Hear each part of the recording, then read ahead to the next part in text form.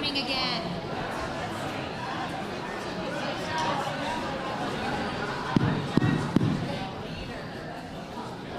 Good morning. Good morning. Yes. Oops, that was my gong. Wow. Great.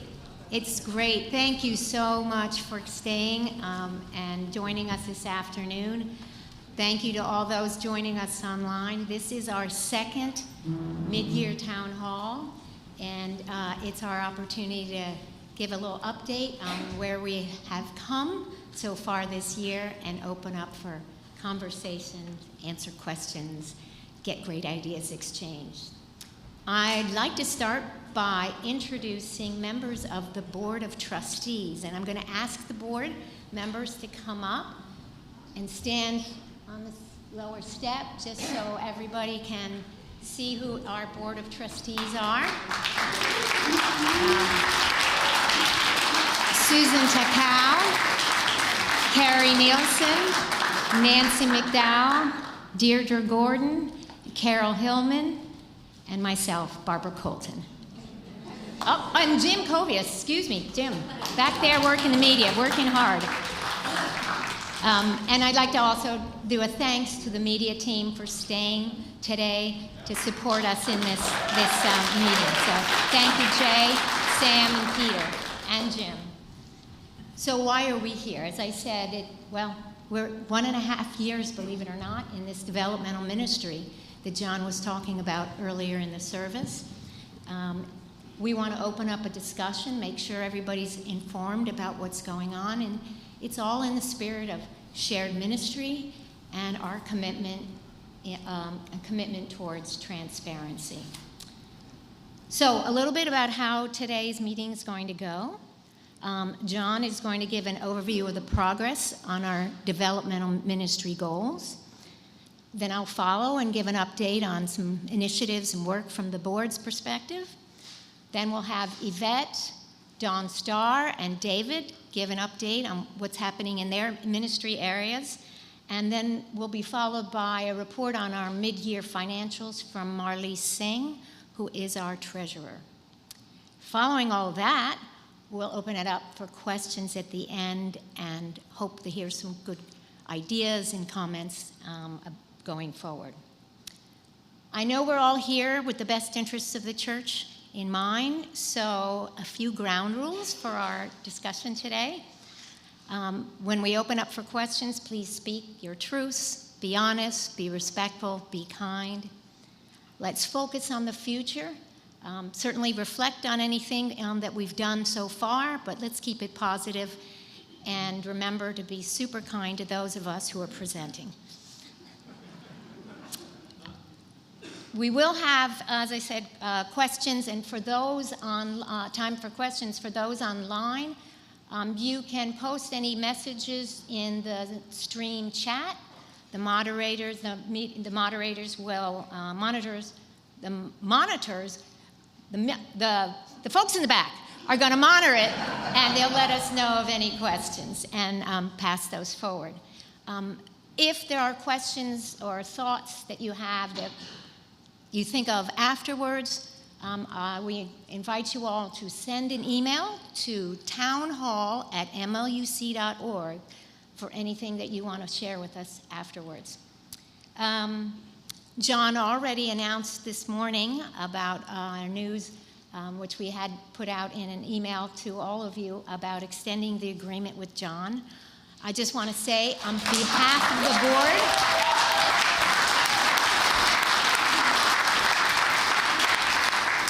on behalf of the Board of the Trustees, it's really been a pleasure working with John. Very collaborative experience for all of us, and we're looking forward to some continued development and excitement about where we're going to move this ministry going forward. Let's see, I think that's it for the beginning. And now I'm going to pass it off to John, and he's going to talk about some of the progress on our ministry goals. Thank you.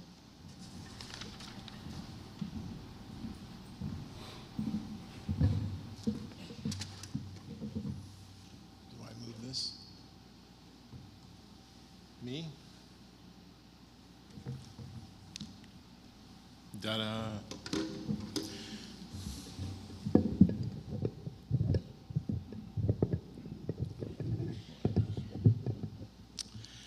So, welcome. Wow, almost as many people. That's really fantastic. Thank you for coming. We've been working on, since we came here, we've been working on 5 goals. And these 5 goals, I'm going to go through each one, talk to you a little bit about some of the progress I think we've made, less so on where we're going because we're still working that out. But the first one, which Barbara alluded to, is the idea of shared ministry. And this is collaboration, especially around decision making and a process by which that collaboration can be connected in a way that is most effective for moving forward. As I mentioned in the sermon, but also I'll mention again here, my role, particularly working with the board, is to be sharing that authority, the authority of the people. You elected your board of trustees, and they are representing you. That is how congregational polity works. So we have been working in a very collaborative manner. The exec and I meet weekly to talk about issues that are coming up, and we meet with the board, and there's some great conversations. We've had great conversations, very generative. And I also mentioned that the staff is a very important part of the shared ministry idea. We've been fortunate to have an incredible staff of people. We're really, yes, absolutely.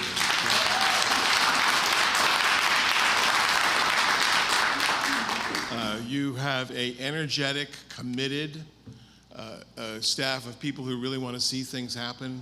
We have a weekly staff meeting, which sometimes lasts a bit. One of the things that I do in that meeting, just so everybody knows, is that I make sure that the staff themselves gets to check in on what's going on, because we want to share both the successes and some of the struggles, and that's an important part of what we do. And then we work through some of the issues that are out there. The worship piece has particularly become much more collaborative. Dawn Star, David, and I, and we'll be looping Yvette in more and more, are sort of the initial worship team. We sort of take this idea and we try to work it through. That's part of our collaboration. And I would say the third point in terms of collaboration and shared ministry is our caring ministry, which is why Yvette is here. She'll talk more about that, but we're really trying a different model, which is going to be both exciting and a little unsettling for some folks. More on that later. The second is the culture of inclusion. What does this mean? This means talking about and therefore also inviting people to be a part of our community. We've made a particular effort to invite families in. You'll see that, I think. You're beginning to see that on Sunday. Lots of kids getting up, families coming, going. We're also, Dawn Star particularly is working on trying to bring some of the families together in support groups so that they have connections to one another. Inclusion also means mobility and other handicapped issues that we are not necessarily thinking about. And of course, what we know is that there are many kinds of handicaps, that there aren't just the mobility ones. There's, sight and the way we look at things. I'm so glad that Susan is on board with us in her professional life, has brought some of that forward. You will see, for instance, such things as the signs out in the lower parking lot that say, reserved for people with limited mobility. We're trying to create more space for people to be able to get in. And so I think that's a very important thing. Inclusion also means our welcoming congregation. That is part of our mission statement. And particularly right now, we're focusing on the LGBTQ plus folks who are really looking for a place to come where it's safe. And we're not alone in that. And this isn't a recruitment drive. This is to provide safety for people. So we'll continue to do that. In our public presence, which I didn't do much of last year, but we're doing more of this year. I am part of a ministerium, part of a group of clergy colleagues who are working on issues. Particularly, we're working on the issue around the support of the queer population. You'll begin to see more and more outreach in music. We're going to start thinking about participating in some community events with our music. We've done some stuff here, but we're also talking about going out, and there'll be more on that later. And then, of course, there's our interfaith connection, which I think is very important for us. So we'll be seeing more and more of that.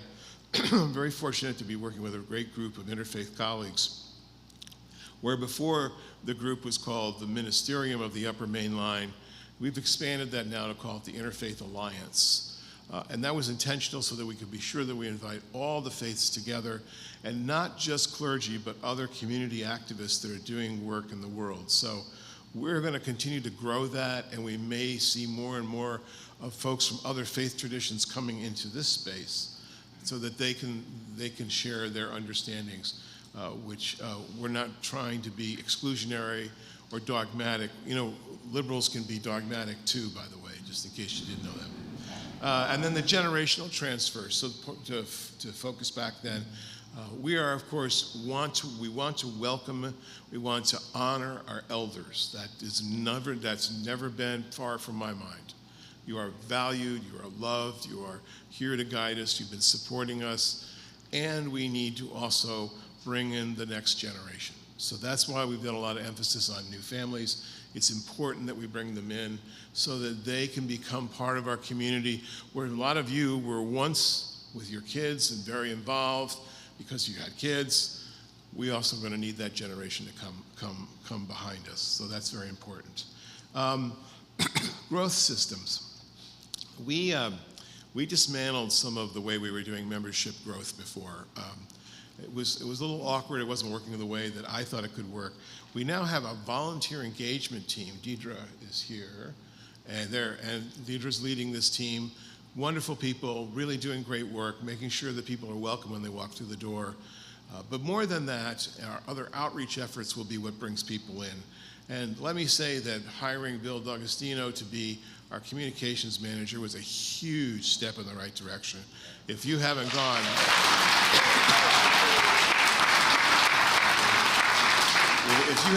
online and checked out what we're doing in social media, you really should.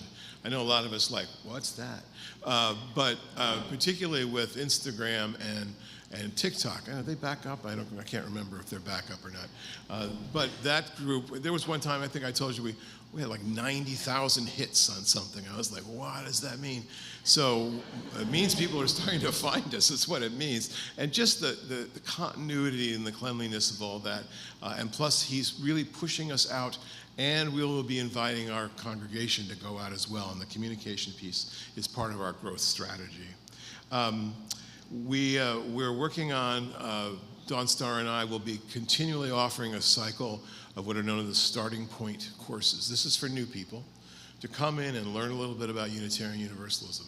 Unlike other orientations in the past, though, this is geared towards actually creating a small group while you're going through the 4 sessions. And we had a very successful one in the fall. I think we had 9 new members join at that point. And they are now going to be their own small group, so that's actually very important. And then we're going to continue to work on what I call the culture of generosity. Stewardship is not just about raising money. It's also about welcoming people and thanking them for their gifts. So more on that. And then finally, I would say we are looking at how to use our building in ways that are more inclusive and novel and actually connect people in different ways. So we are beginning to think about that in terms of what we do at night, in terms of what we do during the weekends, how we offer people and what place we offer them. So more and more on that will mean we'll grow in different ways as well. You're going to talk about the Innovation Fund a little later on, so I won't talk about that. But all in all, we are making great progress. We're really chugging along. There's lots of energy here. I want to thank you all for everything you've done, and I want to particularly thank the president of the board, Barbara Colton.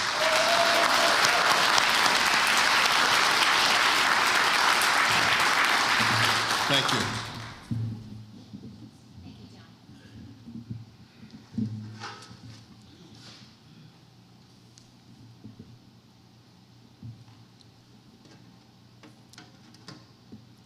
So I want to echo what John said. From my standpoint, I think back to when we started August 2023 with John and where we were as a congregation, as a church, and the level of reigniting of energy and enthusiasm. It's palpable. You can feel it when we're in the atrium, in the coffee hour, and just in service. and the returning number of people who've been longtime members coming back. You all have seen people that, whoa, didn't know that person. I hadn't seen them in a long time. So a lot of our focus over the last, and I'm going to say year and a half, has been about really re-engaging, reigniting the energy and enthusiasm here in the church.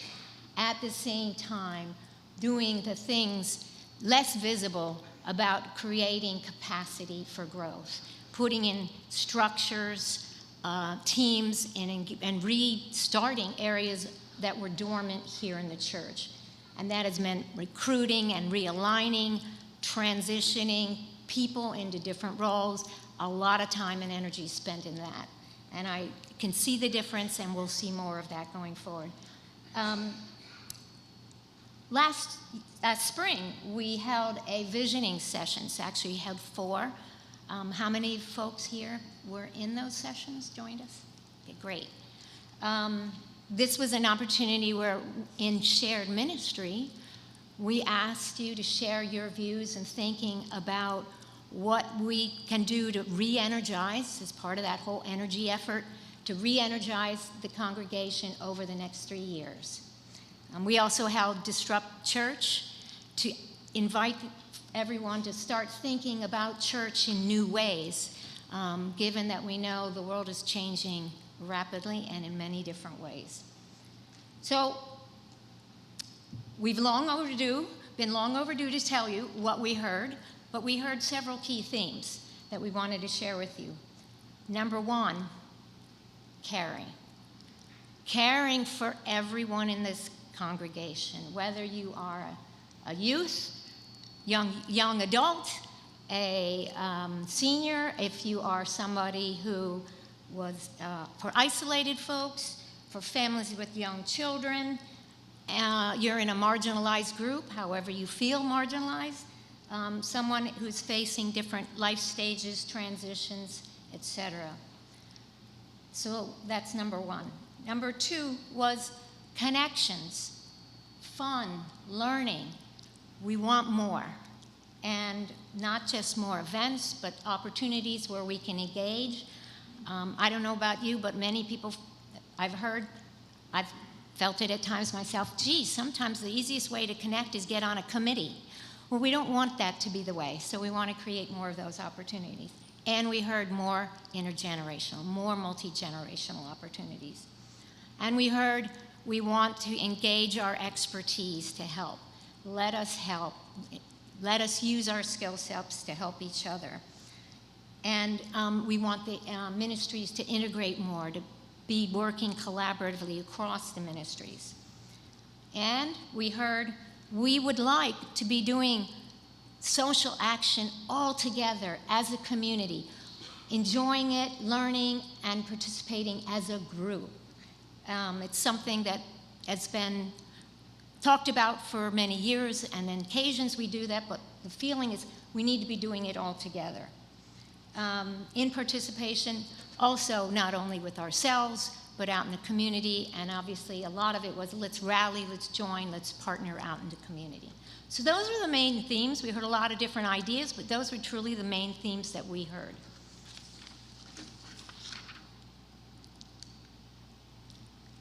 So we've thought a lot about care, connections, and safety. Care and connection is really at the heart of why people come here, and is really about what it means to be living our mission.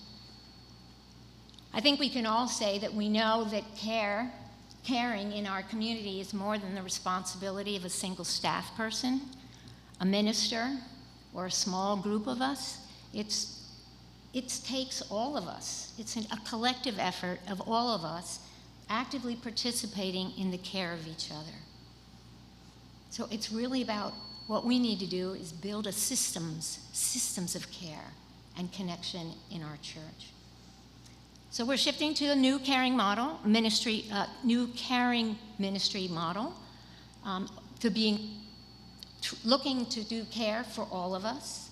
Yvette's going to talk about her early thinkings at this point. She's only been here 6-8 weeks, maybe, in developing that model. in addition to this new caring model, we also thought about care and connection for the folks, not only those that are here, but what about the folks that are no longer connected, that have been connected to us in the past? So we wanted to be proactive, and so we've mobilized and are launching, and I believe Deirdre's leading the team to go out and do intentional reach out to folks that have been connected to us who aren't, and invite them back into community, invite them to take a step forward in reconnecting in some way. So that's an initiative that is underway as well. We feel that a warm call is a bridge, possible first step in a bridge towards community.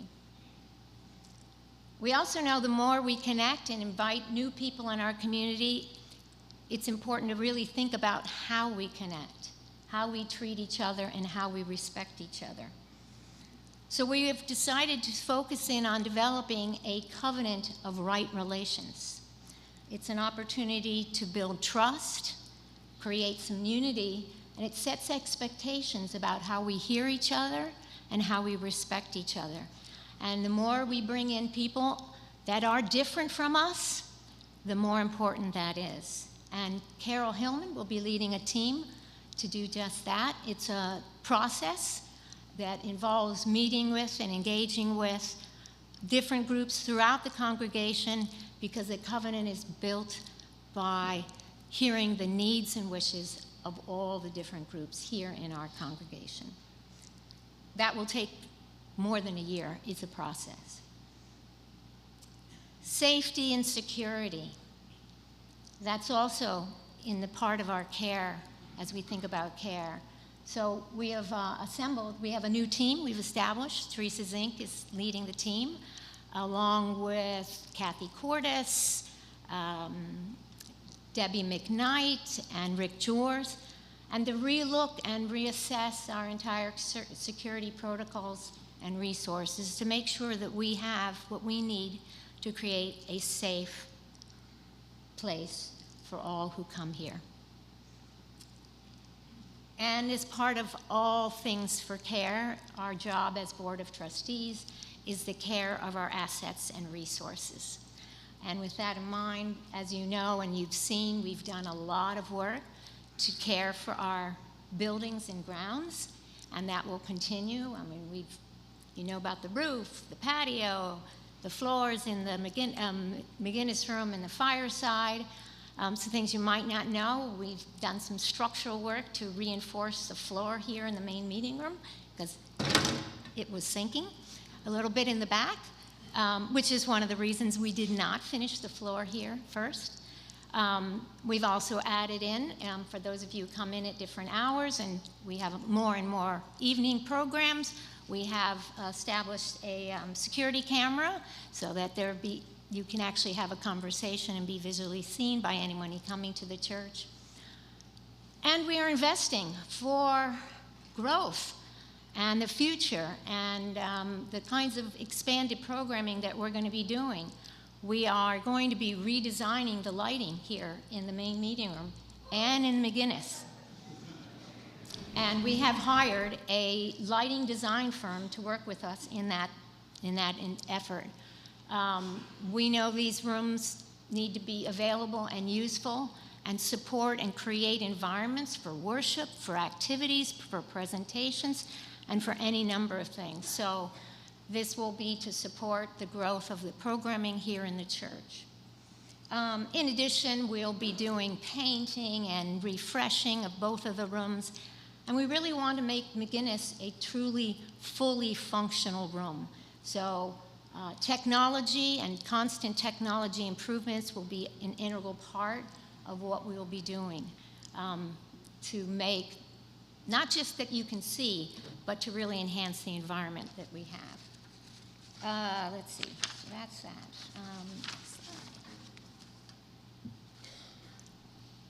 So those are some of the things so far that we're doing in terms of care, and you're going to hear a lot more about connection going forward. But obviously the other big thing we've talked about is connecting outside and beyond our walls. And we've done a lot of great things where we're doing that already. I mean, we've got many of you are actively engaged. Where's Holly? Is she here? Started the monthly women's lunch meeting group. We've got the open mic that Nathan Searles has kicked off, which has brought in some new people and energy into the church. The Art a la carte, which has been a welcoming opportunity of not only integrating different ministries, different age groups working collaboratively, and inviting in the community.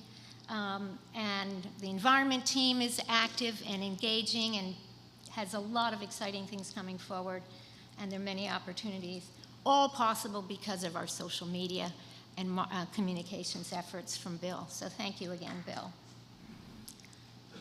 And we expect to see more new programming and learning and more programming in the works for what we do in terms of our care, both in person and for online.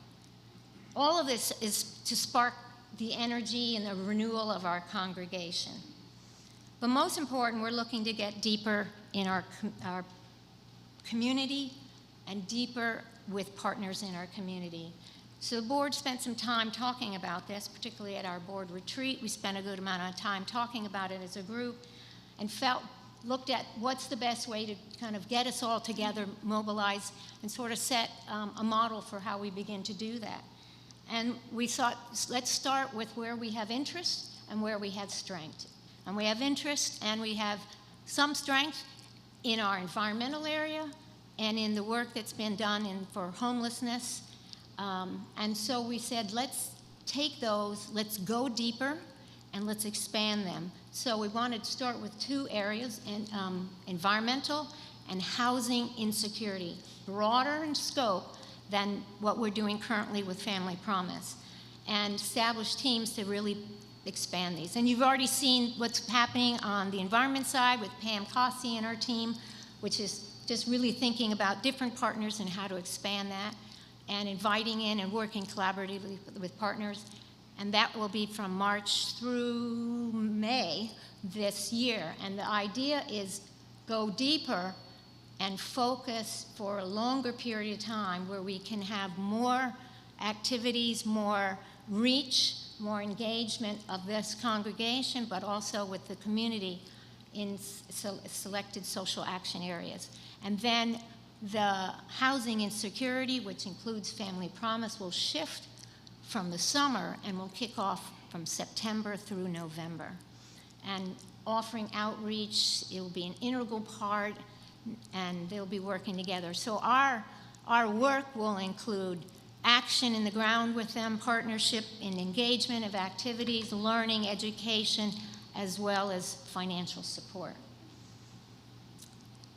The second part of our connect with the greater community is about planting seeds and how we interact and engage with individuals and groups in the community, how we show up when there's certain events happening in the community. We should be visible, we should be participating. Where do we stand up? Where do we go and stand up and speak our voice as a community, as a congregation? And we're going to be looking at those areas where we need to be more proactive. And I know individuals are doing various things, but how we can create some more emphasis and power behind that. And we also want to conduct some experiments that foster integration, which is really what we want to be focusing in on, how we can integrate and help those, particularly in the underserved areas of the community, and create those and integrate with folks that are looking for connection and belonging, maybe in a different type of an environment and in a different form than our community here. So one of the things that we did last year was we started an innovation fund with the idea that the innovation fund would give us fuel, the financial support to be able to do some of the things about planting seeds in our community. For example, our community here and in our community out in the greater community. And so we came up with this fund idea, and thanks to the tremendous generosity so far of a couple of our members, we are actually officially launching it in its full form. I'd like to take a moment and have you join me in recognizing Paul Liebman for being our foundational contributor to the Innovation Fund. He's a major contributor to the Innovation Fund. Paul, can you come forward? Paul, would you like to come forward? Would you like to come forward? As a lifelong scientist, my whole life has been devoted to innovation. Yeah. I just wanted to have the folks online be able to see okay. you, but it's not for a I don't know what you want me to I'm do. not handing. I wasn't handing you the mic. Can I do a dance? Is there some kind of a dance? Yeah, just turn around so that the online folks can see you. Thank you, David.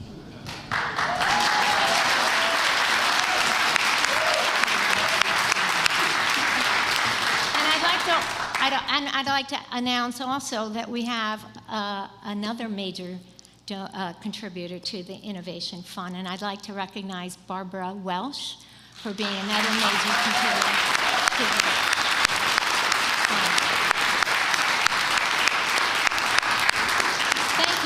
Thank you, Paul, and thank you, Barbara. Major donors who are investing in the opportunities for us to do church in different ways. And we don't have all the answers yet. I think all churches are trying to figure some of these things out. But we have some ideas, and we know we're going to have to experiment. And some of those ideas that we're thinking about are reimagining Music Sunday and just saying, what might we do differently? What might that be in a new world? Another is the idea of maybe music theater and just thinking what that means and inviting a different set of people into the congregation.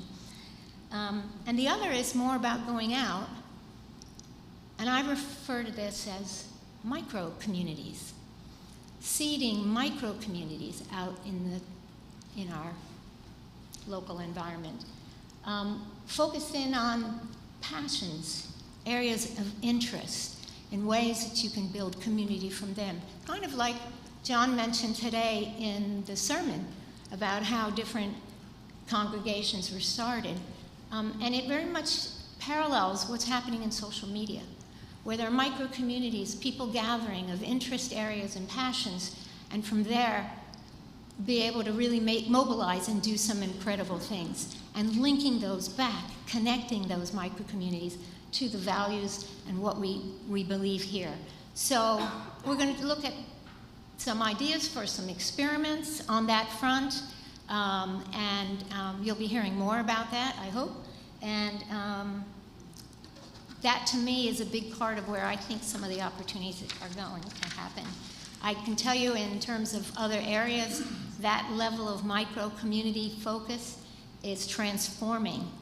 It is really a transformative force. And so I think it's an area we need to look at more closely here at the church. And that is my overview from the board. And now I'm going to introduce Yvette McDonald to talk about our new caring ministry. Thank you.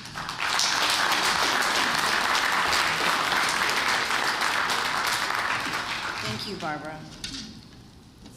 Slides.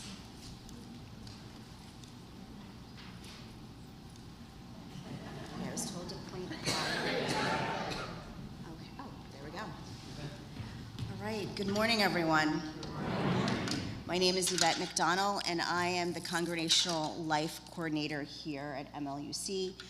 Good morning, good afternoon to you all online as well, wherever you are. So, wanted to share a little bit about my position here and the focus of the care ministry and what I've been doing in the last 2 months of creating something called a care ministry team. So I want to uplift I'm going to be looking down, not looking down at you. I just can't look at you and read at the same time. So I would like to uplift what Reverend John has been talking about, along with the UUA, in regards to what shared ministry is. We've been hearing this word a lot. Shared ministry is essentially the transcending hierarchies, right? And rethinking the divisions among the roles of ministers, religious educators, music ministers, and lay leaders, and others. And that is what the foundation of what I've been working on, developing the care ministry team here at MLUC. And part of that is looking at this for four areas for me. Yes. Oh, yes, thank you. Okay, thank you, Sam. So looking to build this from a holistic perspective. Okay, so what does that mean? It means that I am looking to build, not just looking at one particular group, but looking at all of us here and then outside in the community. And even as having the words, this may not mean much to some of you. Okay, I'm not reading my presentation to you, but the words are here as an example of holistic care for accessibility, right? For those of you who are here and those of you who are here online. The care ministry is inclusive for all. So I know there was an old model that, that many of you were connected to the nurse that was here, right? I've heard you, and I know that there has been a great loss. But moving forward, the care ministry team that I'm developing and envisioning is inclusive for all, right? So not just looking at one particular demographic here at MLUC. And I'm building something that is sustainable, and I would like to explain what I mean by sustainable. I'm moving slow, okay? I am moving very methodically. And I am moving in a way that is creating scaffolding, right? For something to last, whether I'm here, maybe I'm sick, maybe I'm on vacation, or maybe I get promoted to, I don't know, run some, to be the settled minister someplace else, right? So it means that what I'm working to do is to create something that's going to last. So the next person that comes in doesn't have to restart. I'm moving very mindfully, very thoughtfully. And I want to be very clear, I'm not going anywhere. I know I said this to someone this week, and there was a little bit of nervousness. I know there's been a lot of turnover. But please don't mistake my words by saying that I'm building something sustainable for if I'm not here. I'm not going anywhere. I'm here. I'm committed to working with all of you and those in the community. I just want to make sure that what I'm envisioning and what I'm building here can last. And it's going to be evolving, right? We all need to be flexible in the process of this care ministry team.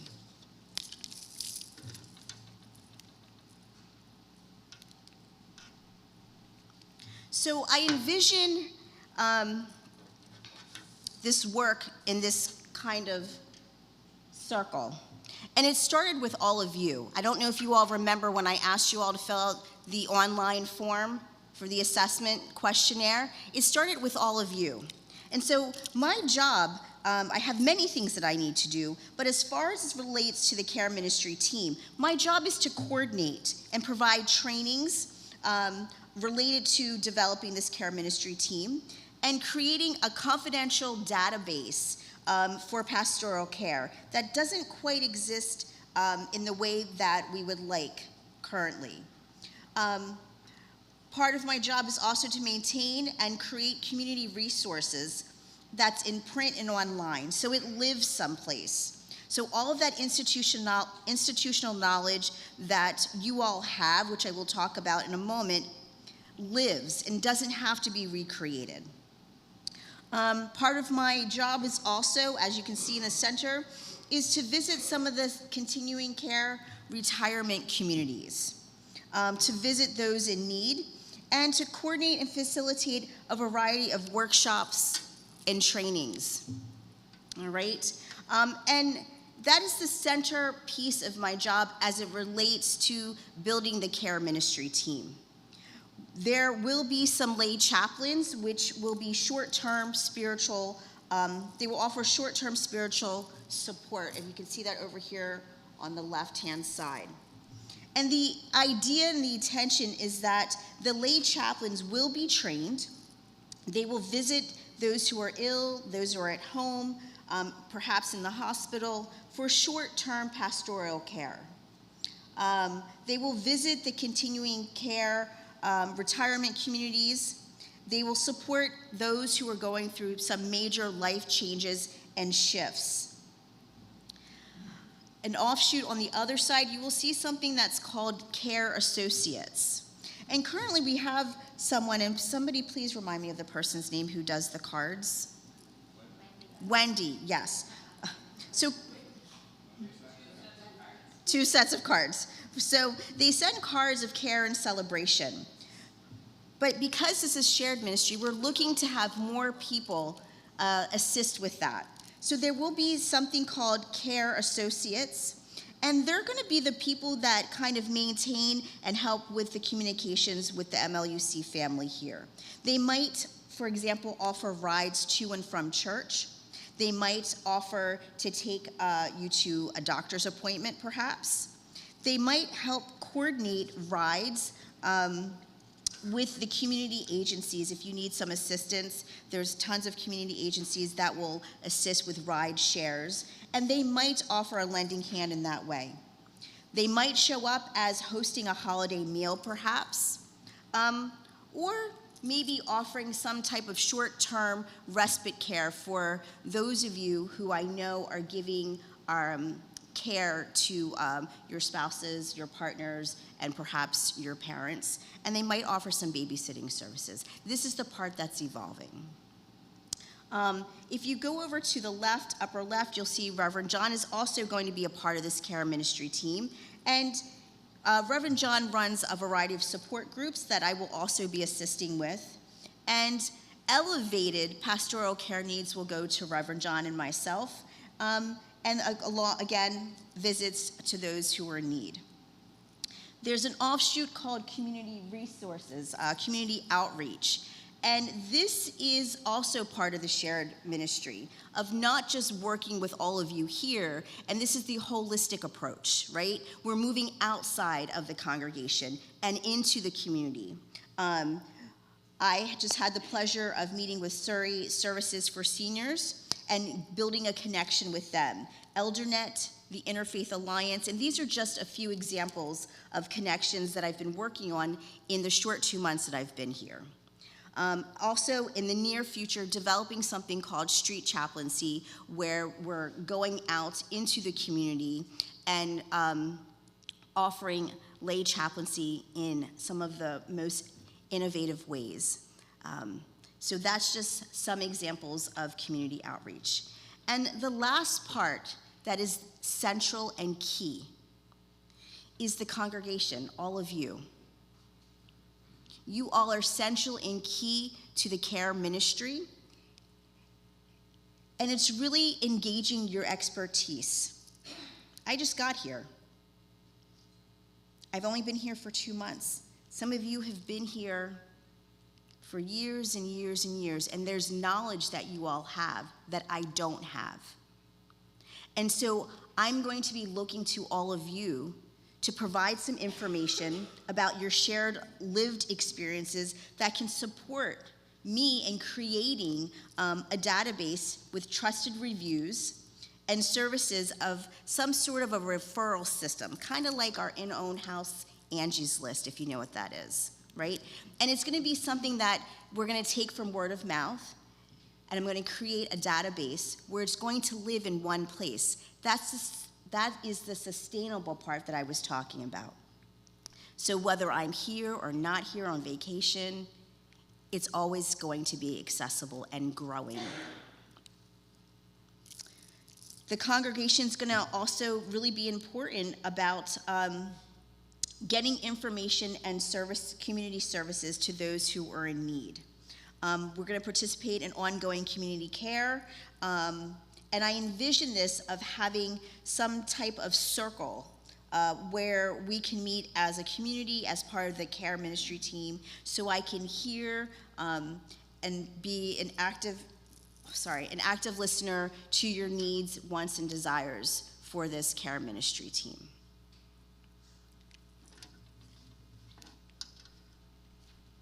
So in the short, I just wanted to give some examples. You know, Yvette, people are like, Yvette, what are you doing? What am I doing? So in the last 2 months, I've been very, very busy. But specifically, as it relates to the care ministry, I've been making lots of connections. And here it's just a drop, a few examples of the work that I've been doing in the last 2 months. Deidre has been working on this engagement project. So in the interim, what is happening with the people who are in need of care? Are they falling through the cracks? Cracks. Sorry. Are they falling through the cracks? The intention is for them not to. So because Deidre and a team are working on the engagement project, I get notified via email with every connection that is made to see if people are looking for follow-up. Okay? Through the joys and concerns, I'm getting information to see if people are needing follow-up. And then I follow up with them. And that is the interim piece until we get the lay chaplains trained. Okay? Did you all know we pay bills, maybe for people who are struggling, right? Maybe offer gift certificates to those who may need food.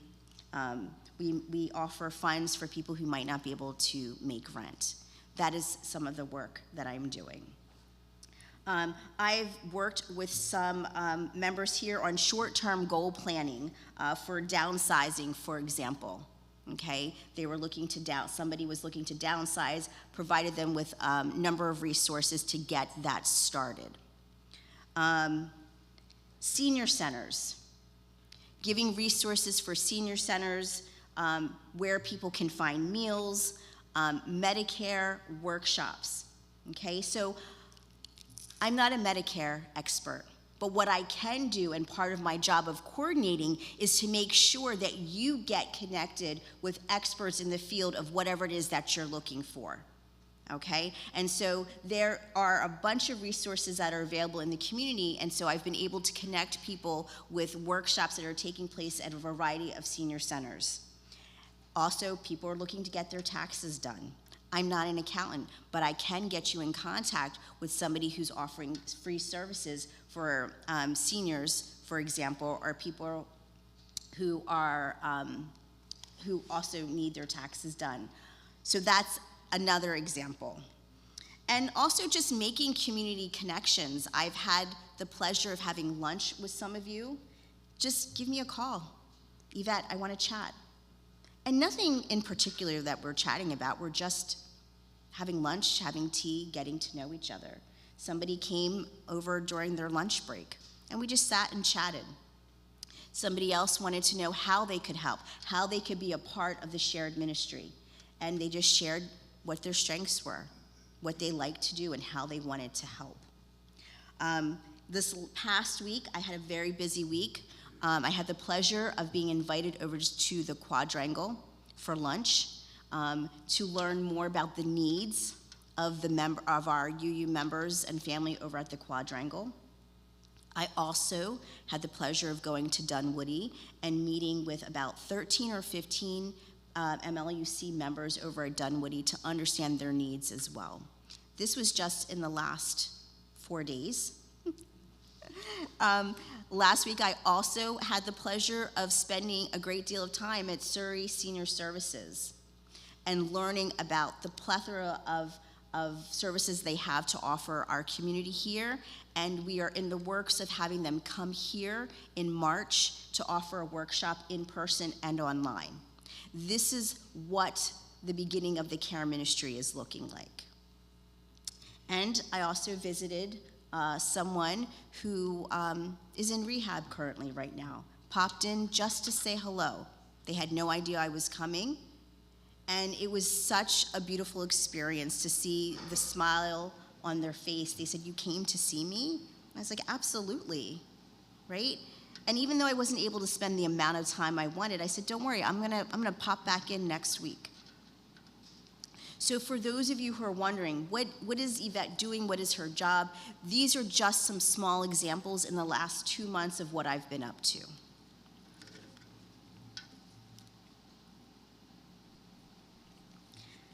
So now I would like to address some concerns, okay? I was on the fence of whether or not to address these directly, but I think it's really going to be helpful for us to kind of just talk about it and get it out in the open.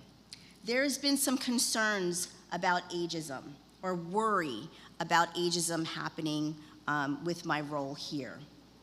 And as I'm creating a care ministry team, it's moving beyond the former skilled nurse that was here. And hopefully you're able to see the holistic approach that I'm moving with. So it's care and support for all members, not just here, but out in the community as well. Okay, so I know that the nurse is not here, but again, I'm asking you to move forward with a holistic thinking of care for the entire congregation and those in the community. So there's been some concern that members are going to be void of medical services and medical advice. And just to speak plainly, with most compassion and empathy, we're not in the business to give medical advice, okay? We're not in business to give medical advice. And I know that the nurse did more than that. But because at the end of the day, it's a liability. But what we will be doing and what I am building with all of you and in those in the community, again, is to get that expertise knowledge from you all who have had perhaps experiences with other people in the community who can give rave reviews, right? And then also working with community organizations where we can get you connected to the right resources. There has been some concern and some question about lay chaplains. Again, going back to the shared ministry model. Lay chaplains will be selected. Reverend John and I and the Board of Trustees have selected a small group of people who have yet to be asked to discern the service to call, but it's coming. They are going to be trained on confidentiality. Okay? Who are they going to be trained by? Me. They're going to be trained by me. I am an interfaith chaplain. I hold 2 master's degrees, one from Starr King School of Ministry, and I'm an aspirant, and I'm on my way to candidacy to sit for the Ministerial Fellowship Committee to be a UU minister. I've also served in the capacity of a dean at a small college in Vermont, and I served as the Title IX coordinator. I am well equipped, understanding ethics, along with training those for confidentiality. So I'm sharing this with you to let you know that I have the professional and lived experience to provide this training for the lay chaplains, and that confidentiality is going to be one of the most important aspects of the training. One of the questions that I've been getting is, how will you know what resources are available? Well, I'm going to continue to build relationships with all of you. I, again, invite you all to just ring me up, email me. I'm happy to have lunch, grab a tea, coffee, all of it, right? So we can get to know each other better. And you all hold the key piece to those resources. And so I'm going to be setting up, very similar as I set up the questionnaire, I'm going to be setting up listening circles so I can get that institutional knowledge that all of you have, so I can kind of do like a little bit of a download. And again, create something that's going to be sustainable, creating that scaffolding that's going to be strong and a strong foundation, so whether I'm on vacation, sick, or perhaps someplace else, the work can continue. And then also, there's always Google. And as I wrap up,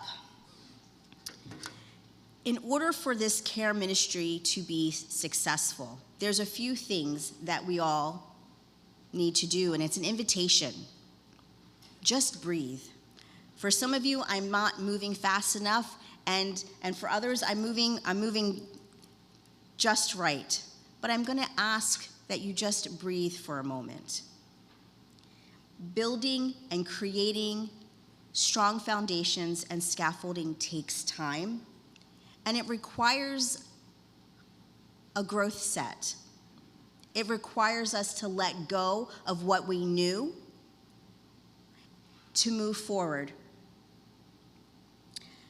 I'm going to ask for your support in a variety of different ways, which I've already kind of named a few. And I'm going to ask, and this is a big ask, that you trust me. Trust that I was hired to do this job, and I have the lived professional and educational experience to do so. And then the last thing that's really important is connection. That we have the relational aspect as we move forward to create shared ministry and a care ministry team that's going to be successful here. I'm fully committed to working with each and every one of you to make sure that this is a success and it is sustainable. So thank you. And next, I would just like to welcome Dawn Starr.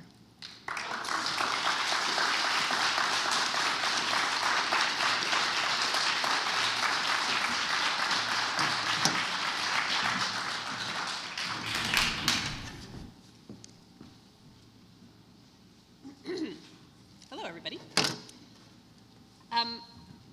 So I was told I'm not that tall. Oh, it's just wobbling? Okay. I was told to focus on what's new and what's going well, so that's what I'm going to do. One thing that's new in Learning and Family Ministries is that this is a new title for me. It's not a change in what I do, really, or in what our programs are. It's just an attempt to make those things more transparent. I'm responsible for making sure we're offering lots of ways for people of all ages to learn and grow in our faith. And especially also responsible for making sure that families with children know that they are valued, supported, and cared for here. We have a lot of new families with young kids, which is so awesome.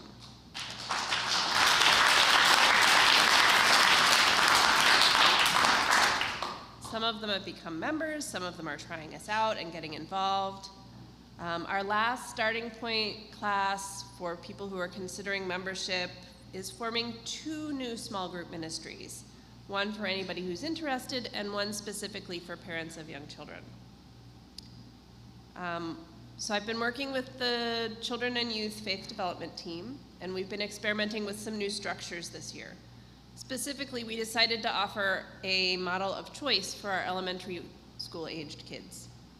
Each week, they get to choose between a story workshop, where they focus on the story that was shared in worship, and then do a craft or another activity.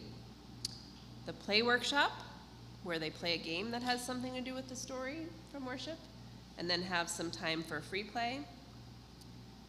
And families can also sign up ahead of time for their kids to be in a spirit workshop, which runs for 2 or 3 weeks at a time and focuses on something related to spirituality or worship art. So we had an African art exhibit workshop, we had an ushering workshop, which was incredibly cute.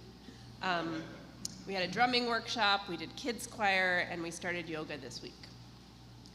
The structure allows us to offer a lot of flexibility with really pretty unpredictable attendance. Some weeks we have 10, some weeks we have 25. How do you plan for that? Well, this is how you plan for that. You have a very flexible structure. A lot of choice for kids who may want to do different things, different weeks, and a predictable schedule for our volunteers. We added a couple of extra weeks to each module for our middle schoolers who are exploring world religions. So they have a little more time to delve into the specifics of religions. And then they meet with a visitor 1 week who's someone who is living and practicing that faith. And then they go on a visit to a house of worship. We've done this kind of thing in the past, but it was more compressed. And we've made it a little more expansive. We've been offering monthly families with kids-focused activities that are open to anyone. Like last night, there was a family movie night, which I heard went really well. And we've done this in the past, but this is the first time in a long time where we've organized it. So there is a thing every month. You can plan on it. There will be a thing this month. We went on the church picnic. We had a roller and bike event in the back parking lot. We had a family fireside event due to the burn ban. We went to the holiday workshop. We've got more coming up in the winter and spring. I really enjoy working with our wonderful youth ministry coordinator, Henry Zink.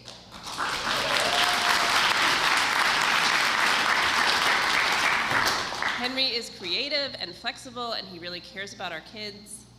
And this year, we're crafting a combined experience where our coming-of-age kids and our youth group kids are together most of the time, with occasional meetings for the coming-of-age kids with their mentors. I am sorry, I am getting over a cold. And I'm going to put my cough drop back in my mouth if I can find it.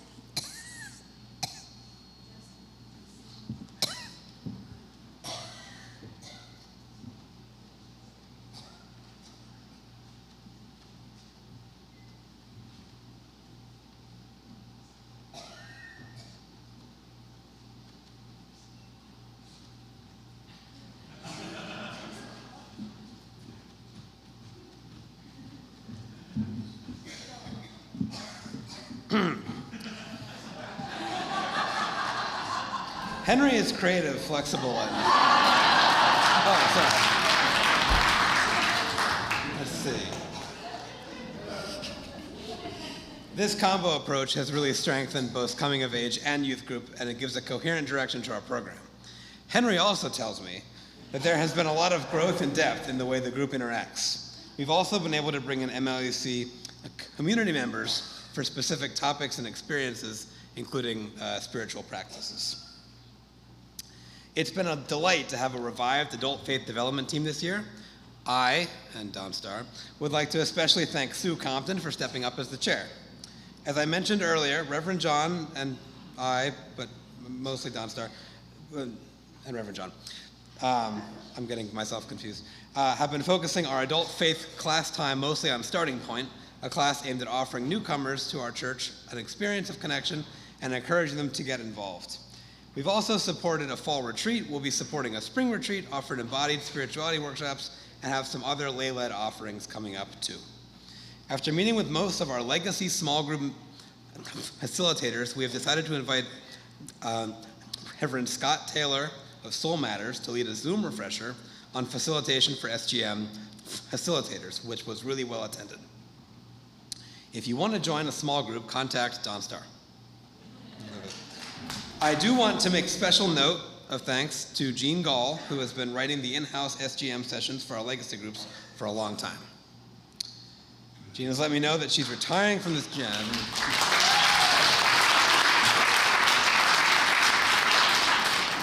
Jean has let me know that she is retiring from this job at the end of the church year, and we need to show her our gratitude and appreciation.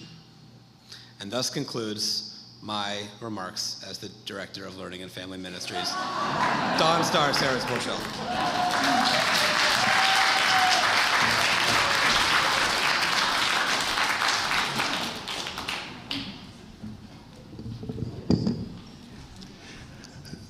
I am afraid that I may befall the same fate as Dawnstar, as you can hear. Apparently something's going around, everyone's got it. I'll try to be brief. My role is obviously extremely visual, or I guess more technically audible. I had an idea that I might make a slide based on the very notes that I took at our visioning session last March 1st, just to sort of see where we were. So these are literally just the notes on the left-hand side, and I've got another slide of this. There was a demand for more music events. Well, we launched the Illumine concert series over the summer. We have now, and I'll talk a little bit more about this in a moment, close to 30 concerts, music across all genres, that will have transpired between August 11th was our launch and the end of this congregational year. More diverse music styles. Honestly, I hear from probably all of you at some point. I loved it.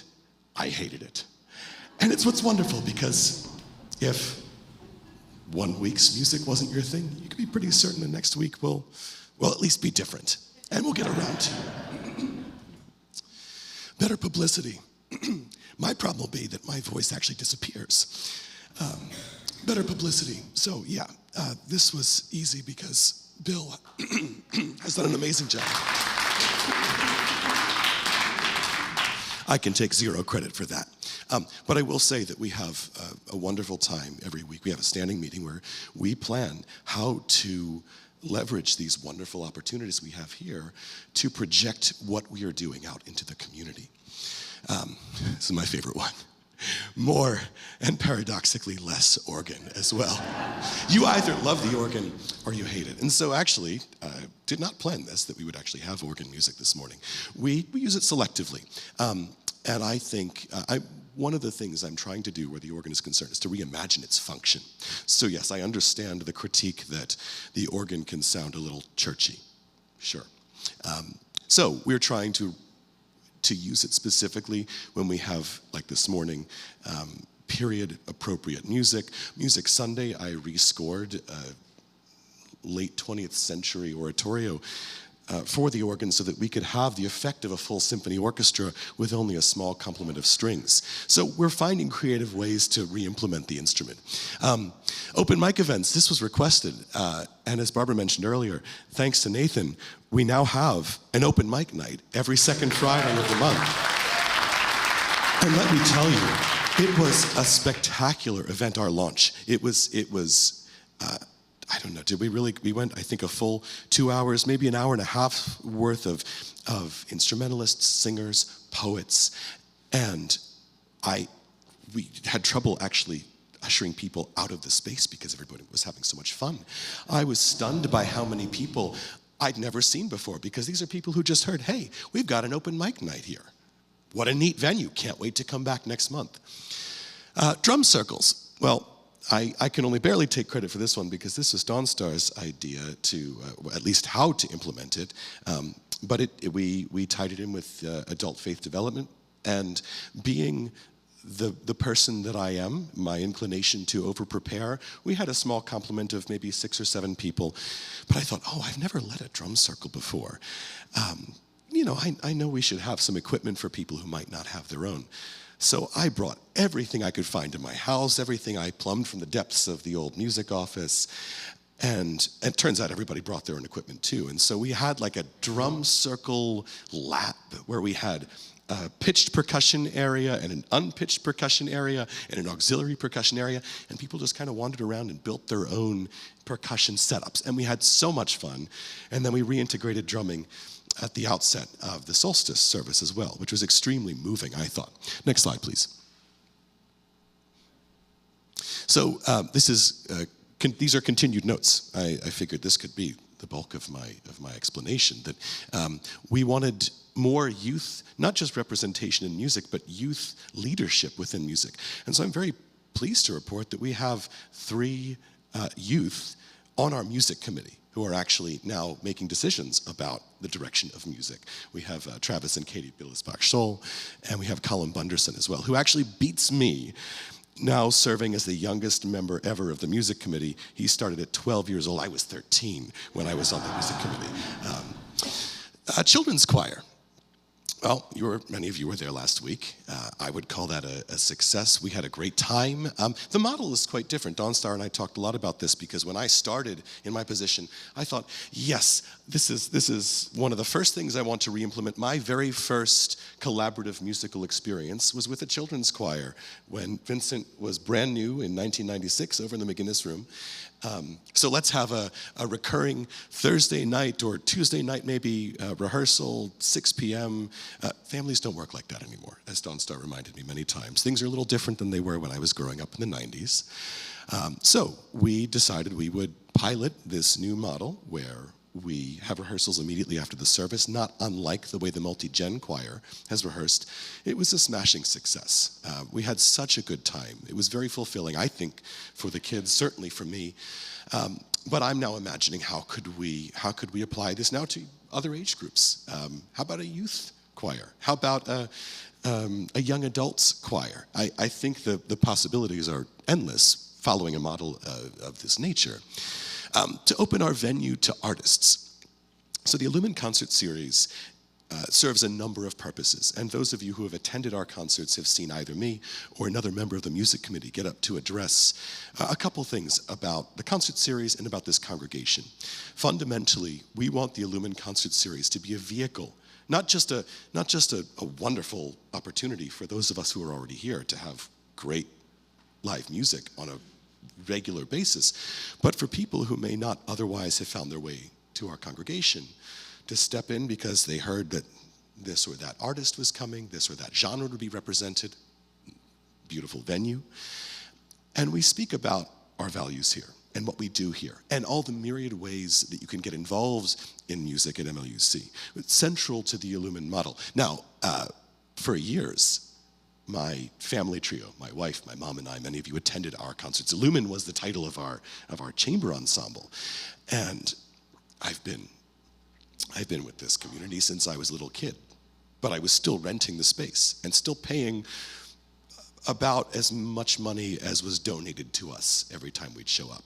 And so I have considered what would be an incentive for great artists to come here without an enormous budget to just hire all these great artists. So we now allow artists to collect donations or sell tickets as they wish, donating 10% back to the congregation, but this allows them then to temper their finances based on the size of the audience that they build, and also accepting that even for an event that draws 15 to 20 people, which is nothing in this space, it looks like nobody showed up when you have that few people, but I've attended Illumine events that were so sparsely attended, where 2 or 3 people are like, wow, I love this place, I'm coming back on Sunday.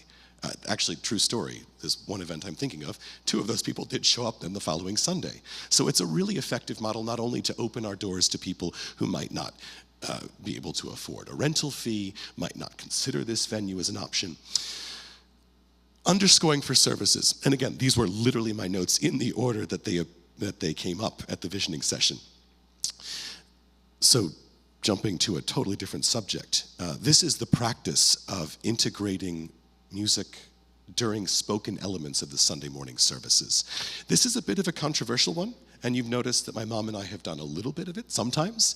We're still working with the tech team to figure out exactly what the right balance is. Some people love it, and the people who don't love it tend to be folks who at least tell me, well, I had trouble hearing the words. So we're figuring out the right balance. That is the nicest piano I've ever played, I've ever laid eyes on. It's a powerful instrument, even with the unicorda pedal, the pedal that makes it softer.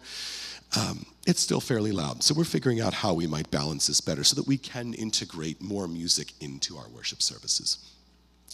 Music on the Lawn was a request, and we tested this just in the fall. I mentioned our Celtic Music and Ghost Stories event, where we just set up out there by the rocks that remain from the old playground. And it was a wonderful time. We had a fire pit, and the weather was nice, and I want to do more of it. We've now been talking about perhaps opera under the stars, or a bluegrass jam on the lawn, or whatever. I think we have such a beautiful exterior space that in the warm months, there's a lot of possibility we have yet to explore. And then finally, dance events. And so in the most concise way I could, using emojis, I tried to explain what we have coming up. Because we're actually, all of a sudden, doing a lot of dance. Jansen and a number of his colleagues are leading, some of you have seen, a Valentine's Day barn dance on the 15th. And I remember attending these events when I was a kid, when Jansen and Elisa would lead them. They were so much fun, very easy to pick up. I am not a great dancer, but even I could follow the instructions. Quite a lot of fun. Hope you make it part of your Valentine's Day plans. On March 15th, we're going to have, as we did last year, our St. Patrick's Day jam and dance party. And just last week, Kirsten Potter connected us to her international dance instructor. And on May 10th, we're going to have an international dance in this space. So lots and lots of things coming up. My policy so far, where the Illumine Concert Series is concerned, has been yes and. And so far, as long as I'm still standing, I think we're going to keep going. We're going to keep doing that. Next slide, please, because I just wanted to kind of show you what it's looked like. I thought I'd put this together just because I'm kind of stunned to see what we've all done together. And I mean together, because this has been very much a community effort. Music represented from myriad styles, including as much of the congregation as possible. If you've heard me rant about anything, it is because you have approached me to say, oh, I can't do music. Oh, I'm tone deaf. Oh, I can't keep a beat. I have some thoughts about this. Next slide, please. Of course, yeah.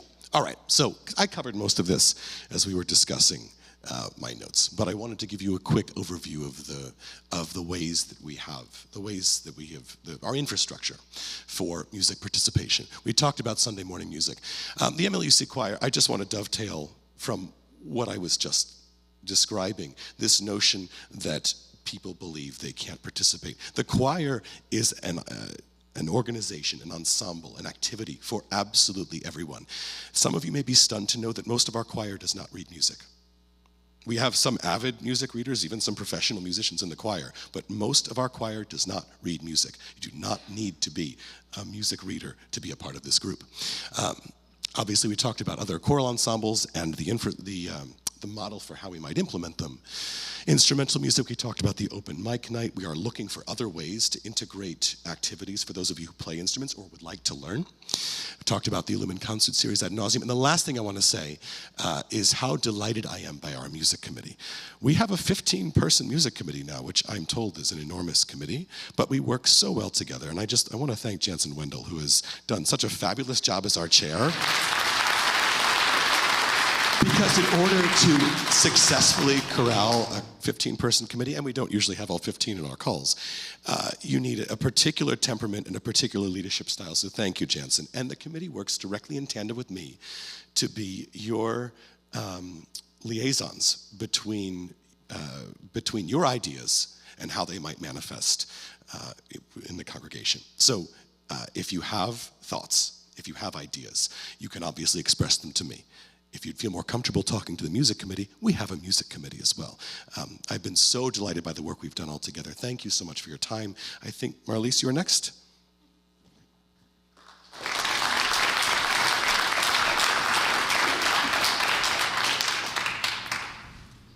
Thank you. First, that's expenses. I'm Marlise Singh. I'm your treasurer here. And now that we've heard about the great stuff that's going on, we just need to do a little bit of adulting and see how does that look like in terms of money. With the expenses, I have summarized our expenses so far this fiscal year, so they show the 4 main ministries that we track. And so you get a bit of a visual impression of where does all the money go, or what do these activities cost. And no surprise, you can see we spend most of it on worship and music, our Sunday services. That includes also our fantastic audio-visual team in the back. Next biggest one is our community and caring. Yvette has told you about all the new work that's going on there. It also includes our contributions to the UUA and the partner church, and activities like the annual picnic, the coffee hour. You can see that this is a very important part of what we support. Faith development, that's everything that Dawn Starr was mentioning. Faith education from babies to elders, also includes the small group ministry. And there is, last but not least, social justice. And you heard Barbara say that we are really trying to make a big push to expand and deepen the social justice work that we're doing. And so eventually, I'm sure we'll be spending more money on that area. Next slide, please.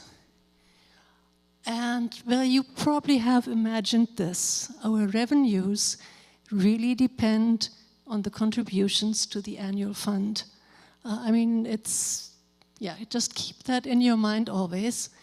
And you know that we have tried for a long time to diversify the this a little bit so we're not so super dependent on pledges alone.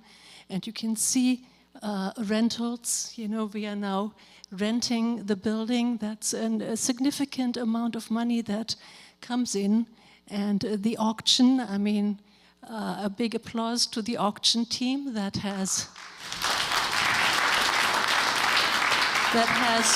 pulled off another $50,000 auction event this year.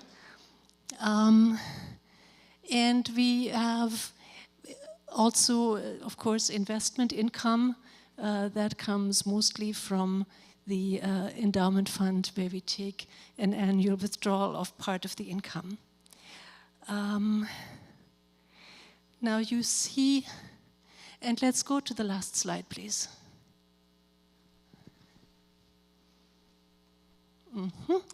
And so in addition to expenses and revenues, we also have our endowment funds and the reserves. And you can see that since last year, our cash reserves have dropped just a little bit, but we still have enough to finance our expenses for 3 months. So in terms of cash flow, we're in a good position. The endowment funds have grown, and they grow in 2 ways. One is through the legacy program, where people can decide to leave some money to the church in their wills. And we've had a couple of very generous contributions to the endowment during the last 6 months. The other way in which the endowment grows is through the investment of what we already have. And the Finance Committee has hired a professional investment advisory firm over the summer. And so at this time, the endowment is managed by professionals. And we are so far very happy with how that is working out. And then at the bottom, you see the brand new Innovation Fund. I mean, growth of 100%, right? Because we just started. And I'm sure we will soon see some very worthy, interesting programs that will be funded through the fund. So all in all, right now, we are in a good place. You could see that our revenues are coming in on time. Expenses are lower than revenues. We are very careful with spending.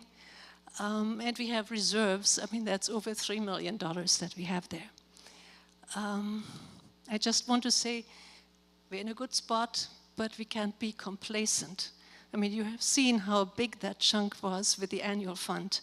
And I know that our minister and the board are constantly looking at how do we go forward for the next 10 or 20 years to keep the financial stability that we have right now.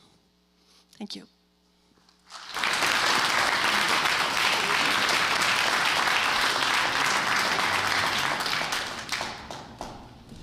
So, thank you, Marlise. Thank you, Don Starr, David, Yvette. Now we'd like to open it up. It's 1 o'clock. We're a little behind. I wanted to wrap by 1, but I'd like to open up for any questions for anyone, any of the speakers. I think Peter and Yasara have mics. You can walk around if anyone has a question, a comment, or a concern. Did I say David? Did I? Oh, no, I saw Peter and then, okay. Peter and David. Any questions, comments? Could you repeat how we send in online? Oh, yes, and if you would like to send in a question, comment, or concern after this, you can just send an email to townhall@mluc.org. So it's just mluc.org, but just townhall@mluc.org. If I can offer, one of the reasons we're giving you the mic is so people can hear you online. Even we can hear you in the room. That's what the mic helps with. Yeah. Lilia has a question, Peter. Test? Yep. Just a comment more. 2 things I want to share. Welcoming congregation was mentioned multiple times today by Reverend John. Myself, Maureen McCarthy, and Holly are leading that. We're up to 15 members. We're planning a big event in April, the second Friday in April here, to welcome in from the outside, to support trans youth and their families. Anyone else would like to be involved, please contact us, and we've got a lot of momentum right now. The other one is micro communities. Next Sunday, we've invited in Dances of Universal Peace to dance here in the afternoon in the McGinnis Room. Again, bringing in from outside. So, and I could be a contact in that space. So. Great, thank you, Lily. Others?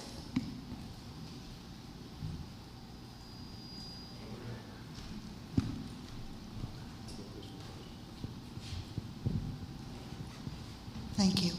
If I recall correctly, we did not budget for the full fair share contribution to the UUA this year, with the hope that maybe we would be able to bring it up over the course of the year. What are the chances for that? Because I think it's really important for Unitarian Universalism to have a voice on the national front at this point too. Yes, correct. We did not budget for the full fair share. We will remain an honor society if we are able to up our pledge to 3/4, and the reason is that the UUA has allowed us to carry over from portion of last year, 1/4 of it, towards our pledge for our payment for the annual fund with the UUA this year.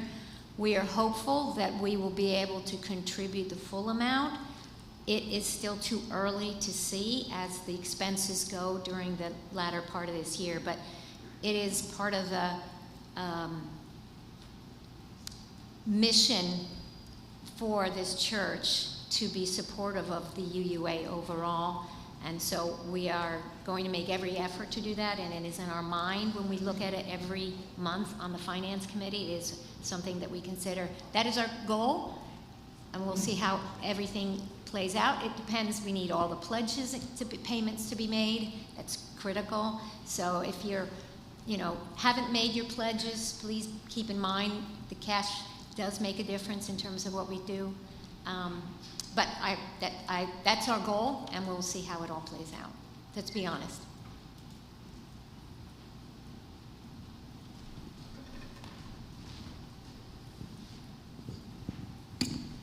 Before I came to this church, I was involved in a church in Massachusetts that developed because of the tremendous strain on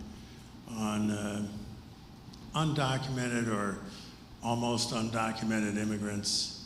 They developed a sanctuary program and took a Russian undocumented immigrant into the church and provided her sanctuary for, it was either 3 or 4 years. It was a long time. I want to strongly urge this congregation in what we are facing now in this country to commit to be a sanctuary congregation and to find space to provide living space for someone who needs the protection that we can provide. It's going to be tougher this time. It's going to be more difficult. This takes a lot of work. It takes money, it takes commitment, it takes a lot of volunteers.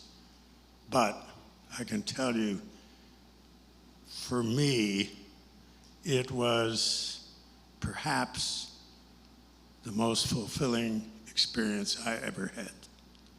And I urge this congregation to take this step and to make these plans and prepare for a need that is going to be so critical. That's all I can say. Thank you, Bob.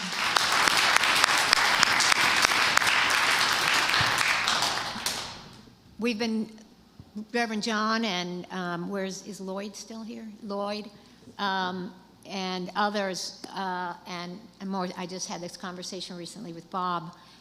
This is definitely something that we're going to look at as part of this broader, I call it housing insecurity. It's just having your home and being able to stay, and being able to stay in America is part of having a home here. So it's definitely something we got to get up to speed. Bob has a lot of experience, I think, and I know Lloyd's been doing a good amount of work, so that is an integral part of that. And we have a bit of learning to do, but it's definitely something that we take seriously and we'll look at. So thank you, Bob. Adding on to that, I was glad to see that the pie chart had more social action. It was wider this time than the last time we had this meeting. But I'm concerned with so much happening now, more than it's probably ever in my lifetime, that the things that we've chosen to focus on aren't as, I mean any kind of social action is good, but I don't, I'm worried that we're not doing anything about immigration. I'm worried that we're not doing anything about some of the grave things of people right now. Because I think the churches, I think that bishop, I thought she was so inspirational, and I thought it was extra special that it came from a person of faith. And I really think that we have a duty as a congregation to step up politically in some way. I've said this before, I mean, you know I'm into reproductive justice. That's gotten desperate, even worse than it was. But I think the things that we've done are a bit safe in terms of, and they're concentrated on us. A lot of things that we're doing are going to help us as individuals, which is great, it's all great, but there's never been a time like this where I think there's so much need out there. And I feel that we should be doing a little bit more. When we talk about branching into the community and doing community things, part of that is taking care of, I mean, it isn't just getting people to come to our church and classes and stuff like that. I think there's some real needs going on. And that we're, for instance, I think we should be a huge part of Justice PA. We're the biggest church in Pennsylvania, and a lot of people here still don't even know what it does. And I think that, I mean, anyway, that's all I have to say. Yeah. Thank you, Judy. I agree. Some have heard. I share strongly this. We should be in areas where we need to be not focusing on our personal needs, preferences, likes, things like that nature. So we'll talk more, and we need to get action. And we talked about standing up, showing up, and that's what I meant. But we have a lot of work to do there. So I totally agree with you. Yeah. Anyone else? All right. Well, thank you so much. Thank you for staying so late today. Appreciate it.